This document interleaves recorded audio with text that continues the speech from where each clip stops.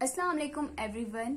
आज इस टॉपिक को हम कवर करेंगे वो है गैसियस एक्सचेंज। जैसे कि आप सबको पता है कि दुनिया में जितनी भी चीजें हैं उनको एनर्जी की जरूरत होती है। अब लिविंग ऑर्गेनिज्म में फ्यूल क्या है और लिविंग ऑर्गेनिज्म को कहाँ से ये एनर्जी मिलती है। You know the ultimate and main source of energy is sunlight.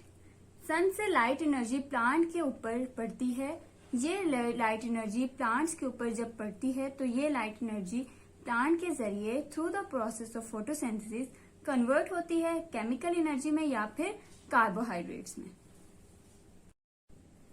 और फिर कार्बोहाइड्रेट्स को रिस्पायरेशन के जरिए प्लांट और एनिमल ये कार्बोहाइड्रेट ऑक्सीडेशन के बाद इससे एनर्जी मिलती है in the form of ATP, adenosine triphosphate. और यही एनर्जी प्लांट्स और एनिमल में दोनों एक्टिविटीज के लिए यूज करते हैं। यहाँ पर डिफरेंट टर्मिनोलॉजीज यूज हो रही हैं। Let's start. First one is breathing, second one is gaseous exchange and the third one is respiration. Breathing को हम सिंपली कहते हैं सांस लेना।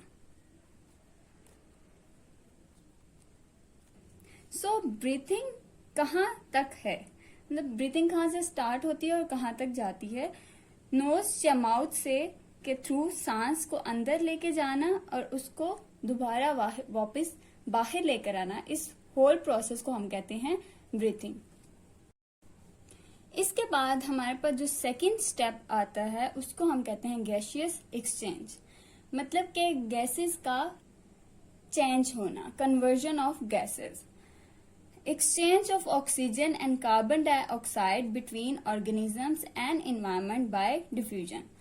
यहाँ पे हमारे पास डिफ्यूजन का प्रोसेस आता है जिसके through oxygen and carbon dioxide आपस में एक्सचेंज होते हैं।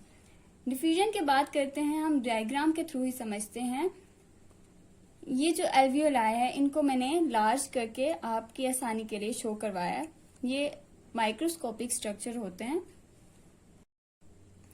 अब जब ऑक्सीजन बॉडी के अंदर आती है through nose, mouth, trachea, bronchi और ब्रोंक्यूल्स एंड देन एल्वियोलाई, तो यहाँ पर हमारे पास स्मॉल ब्लड वेसल्स होती हैं जो कि स्मॉल कैपिलरीज होती हैं which are embedded in alveoli. तो यहाँ पर जब ऑक्सीजन आती है तो एल्वियोलाई में ये कार्बन डाइऑक्साइड मौजूद होता है। अब यहाँ पे कार्बन डाइऑक्साइड कहाँ से आया? कार्बन डाइऑक्साइड हमारे पास माइटोकॉन्ड्रिया से आती है और ये डिफ्यूजन के जरिए एल्वियोलाई में आती है और ऑक्सीजन बाहर से एल्वियोलाई की तरफ जाता है। अब जब यहाँ पे कार्बन डाइऑक्साइड माइटोकॉन्ड्रिया से एल्वियोलाई में जा रही है और ऑक्सीजन बाहर से एल्वियोलाई में आ रही है तो यहाँ पे गैसेस की एक्सचेंज होते हैं और कार्बन डाइऑक्साइड यहाँ से बाहर निकल जाता है और ऑक्सीजन बाहर से एल्वियोलाई के अंदर एंटर हो जाती है। So the exchange of gases inside the alveoli in human being or other animal is known as gaseous exchange. So breathing is the first step, gaseous exchange is the second step and the respiration is the third step to get energy. अब आप देख लें कि ये तीनों process breathing, gaseous exchange and respiration हम लोग use करते हैं, ह्यूमन बीइंग्स यूज करते हैं ताकि हमें एनर्जी हासिल हो सके। ठीक है। अब यहाँ पे एक टर्म यूज हो रही है diffusion. The diffusion is the spreading of molecules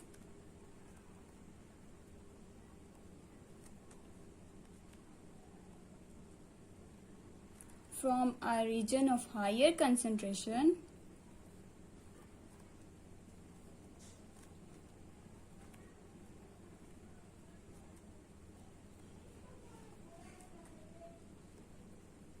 to a region of lower concentration, जिसको हम कहते हैं डिफ्यूजन।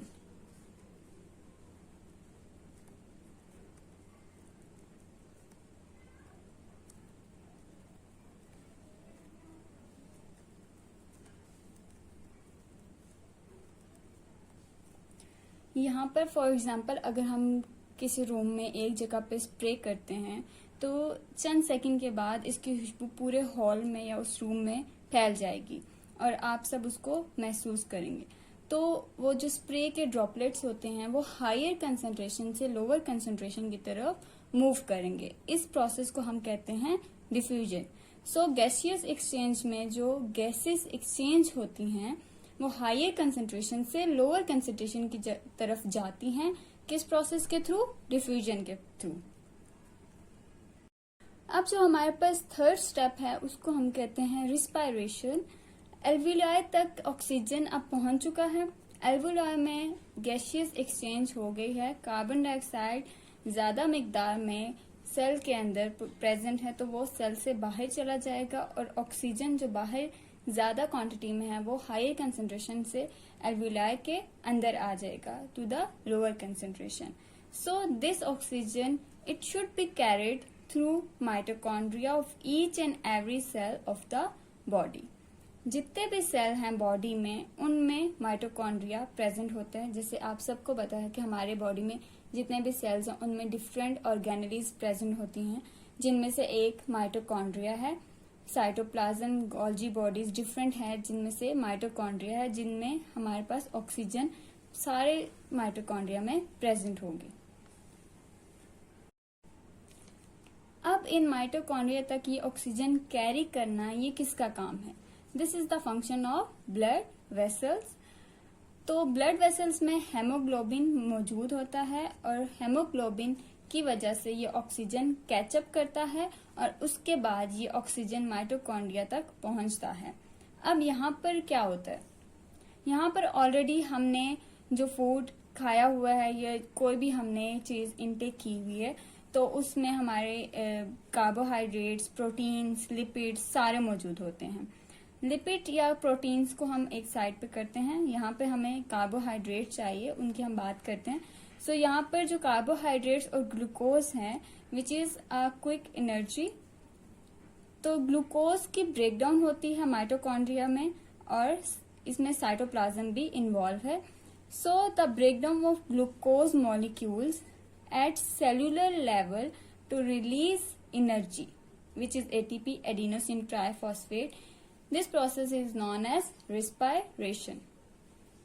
जब हमारे पास ग्लूकोज की ब्रेकडाउन होती है थ्रू ऑक्सीजन तो उस प्रोसेस को हम क्या कहते हैं? रिस्पायरेशन। क्योंकि रिस्पायरेशन एक लेंथी प्रोसेस है तो इसको हम नेक्स्ट लेक्चर में पढ़ेंगे, क्योंकि इसके आगे फर्दर डिफरेंट पार्ट्स हैं तो वो थोड़ा लेंथी हो जाएगा। सो रिस्पायरेशन में ब्रेकडाउन ऑफ ग्लूकोज होता है ऑक्सीजन की मदद से, जहाँ पे हमारे पास बोन की ब्रेकेज होती है और जिसके रिजल्ट में हमारे पास कार्बन डाइऑक्साइड बनते हैं, वाटर फॉर्मेशन होती है और एटीपी बनता है which is also known as energy currency. इसको हम एनर्जी करेंसी भी कहते हैं। तो these all things are a result of respiration. So basically ये सारा whole process हमारे पास gaseous exchange में आता है, जिसमें first हमारे पास breathing है, gaseous exchange and third one is respiration. अगर आपको वीडियो अच्छी लगी है तो उसको सब्सक्राइब कर दें, लाइक कर दें और इंशाल्लाह आगे भी हम more information आपके लिए लेकर आते रहेंगे। Thank you so much.